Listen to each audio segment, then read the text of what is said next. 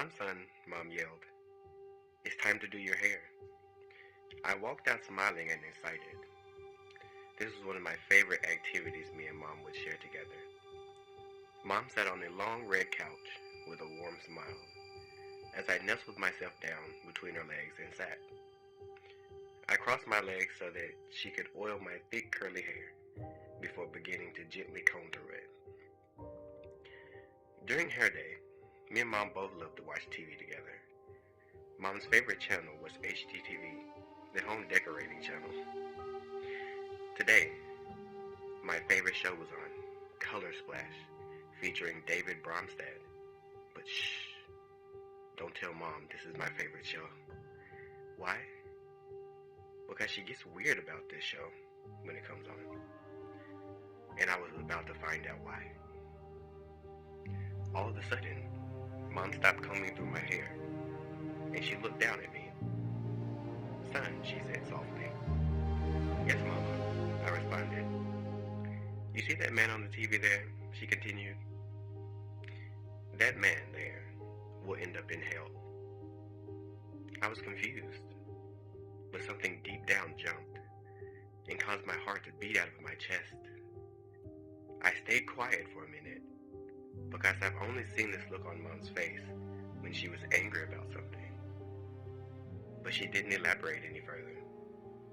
She went on. She continued combing through my hair like normal, leaving me confused, not only about her statement, but my reaction to it. And me being only 5 at the time, that really didn't help. I had heard of that scary place in church before, but never in this way. Later on that night, it was late and I was already in bed, wrapped in my favorite cover that would engulf my entire body. That warm, secure feeling always helped me sleep. But something was different tonight, and I couldn't shake this uneasy feeling. It did not help that sometimes my Kiara lion toy on the top of my toy dresser would randomly talk at times. Granted, this was my fault, from preventing her neck from turning when she would talk during the day when I would play with the toy. But that definitely was messing with me, on top of the loud clicking and clacking from the clock on my wall. And especially when I wasn't prepared for it, her voice would cut through the silence, and my heart started to race again, faster and faster and faster, following the clicks and the clacks of the clock, till I started crying. But not out of fear, but because of what Mom said earlier. Because just before I had gotten my hair done, I was playing with my male action figures that would allow me to remove their clothes and change them. And I had multiple different outfits for them. But while I was playing with them, I noticed that I was very interested in playing with the figures while they were clothless. And they moved better.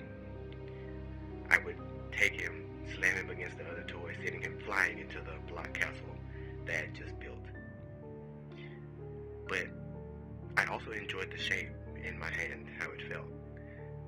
Then I started to realize maybe I was going to that hot, scary place too.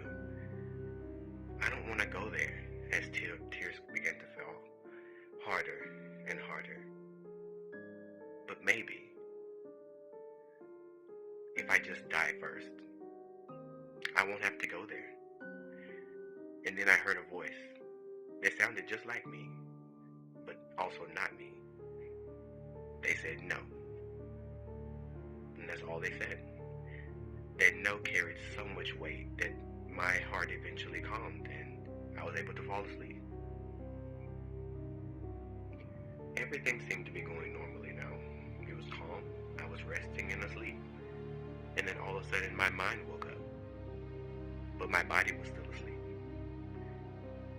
But I also could see my own body, laying, sleeping soundly, right next to me as if I was sitting up, halfway out of my own body.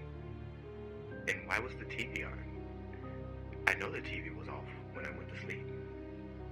But front of that large TV dresser that held up my old VHS insert TV, there was a boy. He was sitting on the carpet in front of the TV, just staring, looking at the white noise on the TV. I looked closer and closer, and I realized it's me, or at least something that looks like me from behind. He never moved. He never turned around, and I could never check to see what his actual face looked like, if it was me or not. He just sat there, body in the darkness, lit only by the white light radiating from the TV. And that was the first time I met him, my Ganyamede. He made himself known to me, but that wouldn't be the last time I saw him. Fast forward a few years later, I'm around 11 now, and we're on our way to the yearly autumn revival that was held at a huge church in a neighboring county. I was excited before. Well, I'm always excited because I always like seeing new people at these events and learning new things during the classes we have right before the preaching sermon. But I have to say, I was not prepared for what was coming this night. We arrived, and everything went like normal. We split into classes. I saw some old and new faces, and then it was time for service. And once everyone was settled and I was sitting beside Mom, the choir began to sing with the piano and the guitar, all supporting the angelic voices, vibrating through the entire building with their combined force. They shook everything. My heart, the pews, the people, but it never stopped calming me. Because I always felt joy during those times when the choir would sing, because I loved music and I loved the sound of singing. That was always my favorite part of these gatherings, was getting to hear the choir.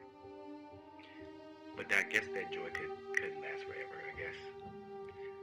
Because the choir began to sing, and then like lightning, they were here and gone, and their songs were over as quick as the flash, making room for the scheduled speaker to take the stage.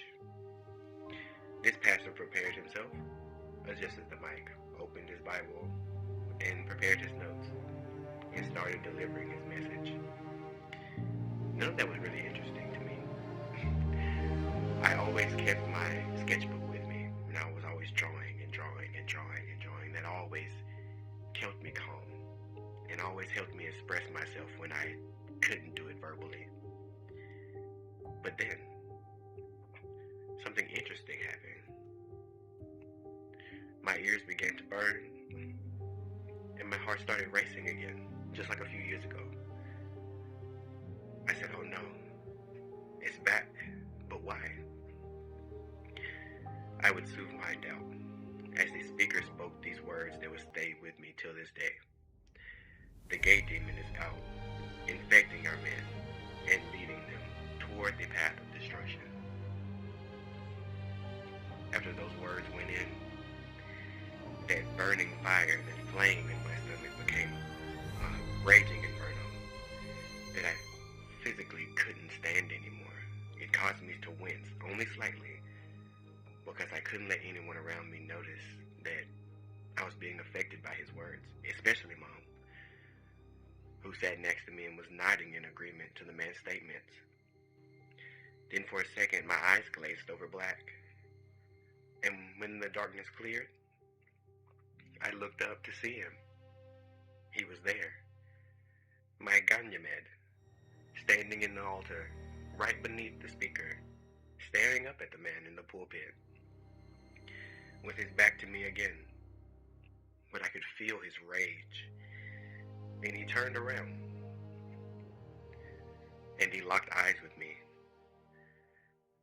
But in that instant, he shifted from my frame to a large, muscular form, all jet black skin, bulging veins, large blue claws, standing at least 7 feet tall from what I could tell from a distance. with long blue hair covering where one eye should be, but there weren't any, with a large, huge cobra-like snake protruding out of his belly button area. And he pointed one of his huge 1-foot claws at the man speaking, and he spoke. They all must perish. We're not safe. We're not safe. We're not safe, he repeated again. Tears started welling up in my eyes, and I calmly told him no, just like he told me before. I promise I'll get us away from here, no matter what. One way or another. And in a second, in that instant, he vanished, and he was gone.